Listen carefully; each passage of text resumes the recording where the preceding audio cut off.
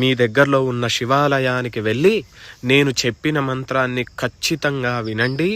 వీలైతే నేర్చుకుని ఆ రోజు మీ దగ్గరలో ఉన్న శివాలయంలో కానీ మీ ఇంట్లో కానీ ఆ మంత్రాన్ని చదవండి. ఖచ్చితంగా మీకు శివునికి రుద్రాభిషేకం చేసిన ఫలితం అనేది మీకు వస్తుంది.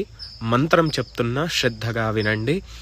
హర హర హర నమః సోమాయ చ రుద్రాయ చ నమస్తామ్రాయ చ రుణాయ చ నమః శంగాయ చ పశుపతయే చ నమః ఉగ్రాయ చ భీమాయ చ నమో అగ్రే వదాయ చ దూరే వదాయ చ నమో హంత్రే చ హనీయసే చ నమో వృక్షేభ్యో హరికేశేభ్యో నమస్తారాయ నమః శంభవే చ మయోభవే చ నమః శంకరాయ చ మయస్కరాయ చ నమః శివాయ చ శివతరాయ చ.